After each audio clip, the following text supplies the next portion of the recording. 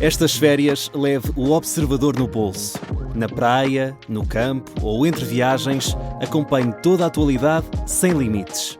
Assine com 40€ de desconto e habilite-se a ganhar uma estadia de 2 noites num dos hotéis boutique da Small Portuguese Hotels. Este verão, desligue da rotina, não da informação. Assine em observador.pt. 3 horas.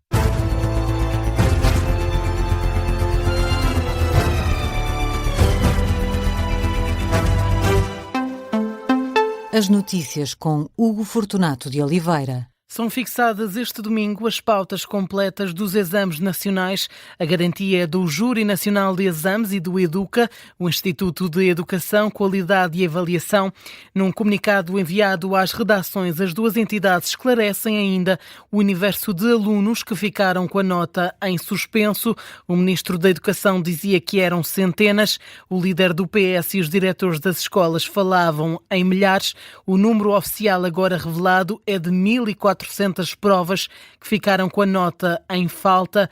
O Júri Nacional de Exames e o EDUCA justificam ainda o porquê de as pautas terem sido afixadas na noite de sexta-feira, ainda com notas em falta. Dizem que a decisão foi tomada para não atrasar ainda mais a divulgação dos resultados da grande maioria dos alunos e para não defraudar as expectativas das famílias.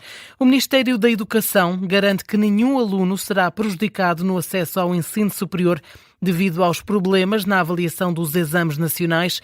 Em comunicado, a tutela lamenta os atrasos e os constrangimentos verificados e pediu desculpa a alunos, famílias, professores e escolas pelos transtornos causados. A polémica em torno dos exames nacionais chegou já também à Provedoria de Justiça. A entidade liderada por Luísa Neto pede ao Ministério da Educação um ponto de situação. Além disso, a Provedoria de Justiça quer ainda saber quais são as medidas tomadas por Fernando Alexandre para contornar os problemas da primeira fase, na segunda fase das provas, que arranca já na terça-feira.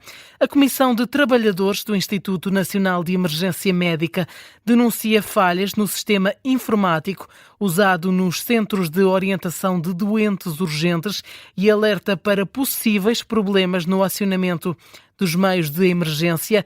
A estrutura representativa dos trabalhadores afirma ter recebido relatos de problemas que afetam a escolha das ambulâncias, a localização das ocorrências e a indicação dos hospitais de destino.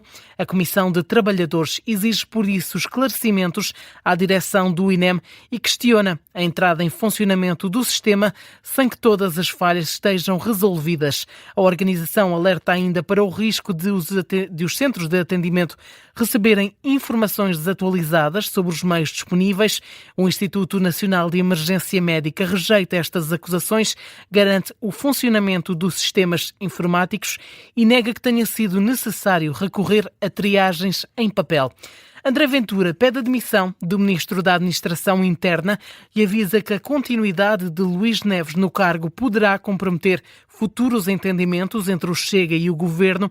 Numa carta enviada ao Primeiro-Ministro, o líder do Chega considera a permanência de Luís Neves no cargo prejudica a imagem deste governo. Ventura alerta que a situação pode arrastar o Executivo para uma cumplicidade criminosa e provocar uma perda de autoridade institucional.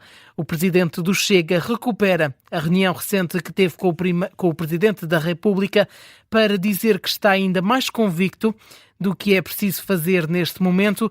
André Ventura recorda também o caso do antigo Ministro da Administração Interna, Miguel Macedo, que se demitiu após ter sido envolvido numa suspeita criminal durante o governo de Pedro Passos Coelho, apesar de ter sido depois absolvido.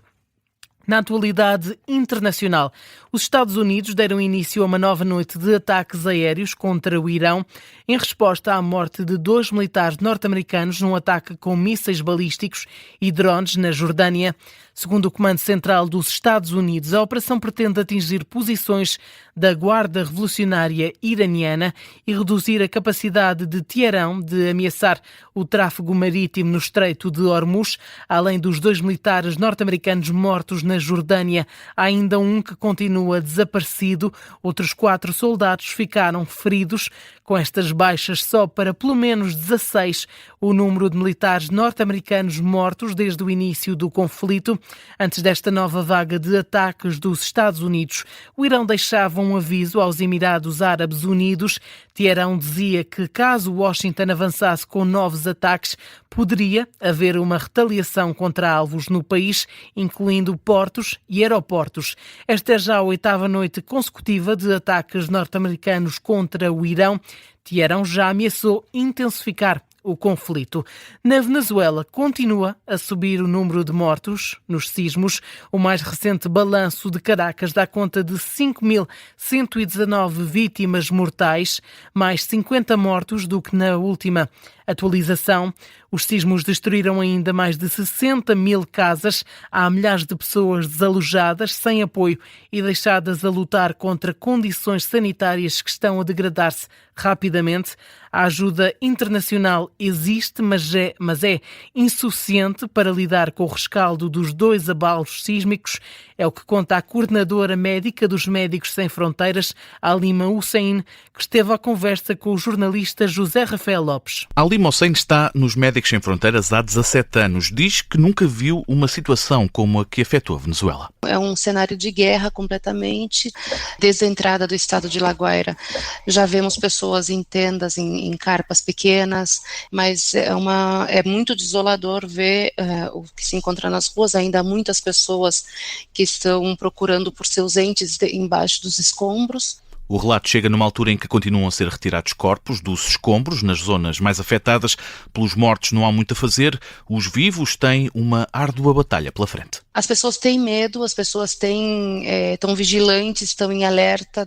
Não todo mundo consegue dormir, nem todo mundo consegue trabalhar direito. Todos sofreram muito, todos foram afetados de alguma maneira. E há mesmo quem apenas procure um pouco de paz. Nesse momento já não se encontraria mais pessoas com vida, então eles estão procurando mais retirar os corpos, retirada de corpos, para que as pessoas possam encerrar um ciclo e poder fazer o luto delas, né? A degradação dos corpos das vítimas aumenta o risco sanitário. Há relatos já de problemas entre a população. O risco de epidemias cresce e é difícil ser contrariado com os meios disponíveis na Venezuela. Como eles não têm água, eles não têm onde utilizar banhos, essas coisas, então estão muito mais afetados e o risco é muito maior. Pode haver enfermidades como dengue, zika. O horizonte é de reconstrução, mas ainda está longe, sobretudo devido às mais de 60 mil casas que foram destruídas. Muitos dormem ao relento. Há muitos prédios que foram interditados, não por falta de estrutura, né, e de base, que não sabemos se vão ser demolidos ou se vão cair. Então, muitas pessoas ainda estão nesses campos, nesses abrigos, a céu aberto. Ainda assim, a esperança mantém-se. A população venezuelana mostrou um nível de solidariedade muito, muito grande nessas últimas 3 semanas. Estamos vivendo um dia de cada vez, como se diz. O relato de Halima Hussein é coordenadora médica dos Médicos Sem Fronteiras na Venezuela, no país desde fevereiro e sem certezas quando vai poder regressar a uma vida normal. O jornalista José Rafael Lopes com o retrato da vida na Venezuela nas zonas afetadas pelos sismos.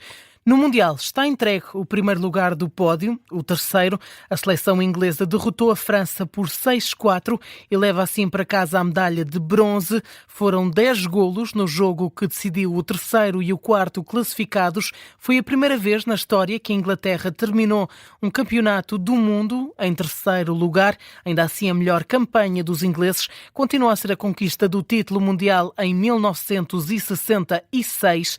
Este domingo acontece o derradeiro Espanha-Argentina, que vai decidir a seleção vencedora deste Mundial. O relato é para acompanhar aqui na Rádio Observador a partir das 8 da noite deste domingo. Ponto final neste jornal das 3 da manhã.